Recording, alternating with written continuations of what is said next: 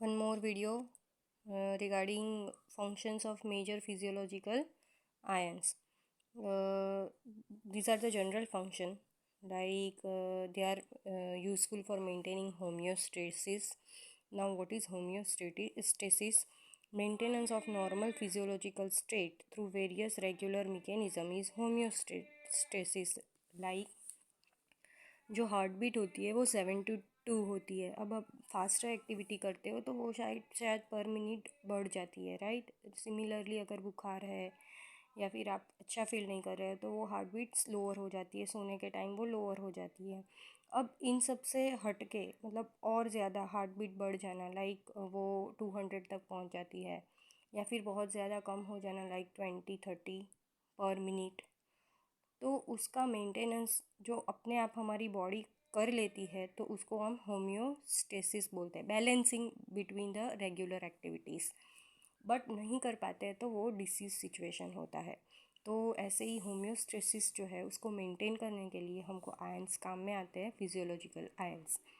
Then regulation of acid base balance. ये acid base कहाँ कहाँ काम आता है, तो एक तो जीआई ट्रैक्ट में काम आता है एंड किडनी फंक्शन में काम आता है। Then regulation of osmotic pressure, वो तो हर जगह जहाँ पर सेल है और सेल मेम्ब्रेन है एंड फ्लूइड है वहाँ पर काम आता है।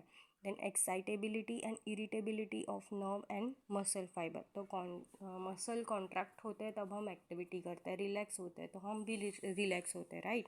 तो मसल कॉन्ट्रैक्शन एंड रिलैक्सेशन के लिए, then nerve excitation, stimulation and inhibition के लिए भी आयंस ज़रूरी है। Then biochemical reaction involve in metabolism. अब मेटाबॉलिज्म के लिए भी जो हमको वेरियस काइंड्स ऑफ प्रोटीन्स लगते हैं, देन एंजाइम लगते हैं, तो उन सब एंजाइम को बनाने के लिए, उनको एक्टिवेट करने के लिए, डीएक्टिवेट करने के लिए ये सारे आयंस यूज़फुल है। अब कौन कौन से कैटायंस हैं? Sodium, calcium, potassium and magnesium. And anions कौन से हैं? Phosphate, bicarbonate and Cl-। आपको टोटल बॉडी फ्लूइड कितने कितने अमाउंट में अवेलेबल है वो तो पता ही है। एक तो होता है इंट्रा सेल्यूलर जो सेल के अंदर, एक्स्ट्रा सेल्यूलर जो सेल के outer side like plasma and interstitial fluid. दूसरा होता है one more terminology, that is trans cellular fluid. मतलब अलग अलग ऑर्गन के अंदर जो जो जितने भी फ्लूइड अवेलेबल है उन सबको हम बोलेंगे ट्रांस सेल्यूलर कंपार्टमेंट और fluid. These are the fluid within GI tract, eye, kidney, gland, pericardial, peritoneal, synovial and CSF. These are the examples. CSF is cerebrospinal fluid, synovial fluid, तो cerebrospinal fluid blood and spinal cord के आसपास जो रहता है वो। Then synovial मतलब जो हमारे बोन के आसपास है वो। पेरिटोनियल एंड पेरिटोनियल मीन्स जो GI ट्रैक के आसपास है वो। देन पेरिकार्डियल मीन्स हार्ट के आसपास जो फ्लूइड है वो। इन सारे फ्लूइड को हम ट्रांससेल्यूलर बोलेंगे। See, here I am not going to explain you the required amount of this particular ions, but I will explain only function, right? Major function like calcium is very important for bone growth, teeth growth. Then it sometimes it is sometimes nahi, it plays a very important role in regular cardiac activities, kidney functions. Similarly sodium का हमने in detail function देखा है, right. Sodium कौन कौन से काम करता है? ब्लड रेगुलेशन का, किडनी के अंदर सोडियम का अमाउंट रेगुलेट करता है, ब्लड प्रेशर को रेगुलेट करता है। Then muscle activity and nerve fibre activity वो सोडियम करता है। देन पोटेशियम का जो मेजर रोल है वो होता है किडनी में as well as in heart. Okay, तो वो हार्ट एक्टिविटी रेगुलराइज करता है एंड किडनी फंक्शन रेगुलराइज करता है। यहाँ पर है क्लोराइड एनायन। तो क्लोराइड एनायन भी पोटेशियम की तरह ही हार्ट को रेगुलेट करता है, हार्ट के एक्शन को, किडनी के एक्शन को रेगुलेट करता है।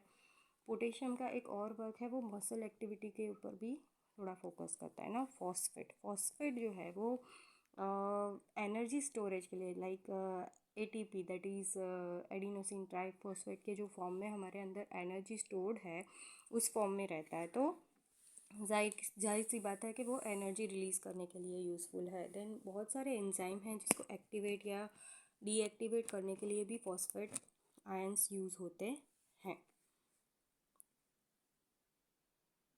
देन वो ऑर्गेनिक फॉर्म में एज अ फॉस्फोलिपिड प्रेजेंट होता है। आपको ये नोट्स है तो आपको ही याद रखना है कि फॉस्फेट कौन सा, एक तो एनायन है वो तो समझ में आ जाएगा, लेकिन वो इंट्रासेल्युलर फ्लूइड है या ECF है वो आप याद रख लेना।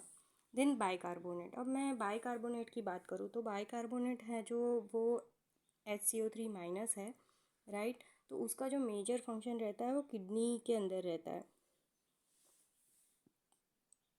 और most important part of buffer system, body का जो बफर सिस्टम है, राइट, तो उसको मेंटेन करने के लिए भी ये बाइकार्बोनेट यूज़फुल होते हैं। देन एसिडोसिस, अल्कलोसिस, ऐसी जो सिचुएशन होती है कि ब्लड के अंदर एसिडिटी बढ़ जाना या फिर अल्कलिनिटी बढ़ जाना, तो उस केस में ये जो बाइकार्बोनेट है वो होम्योस्टेसिस को मेंटेन करके रखता है। Now this magnesium cation which is essential component of enzyme metabolism।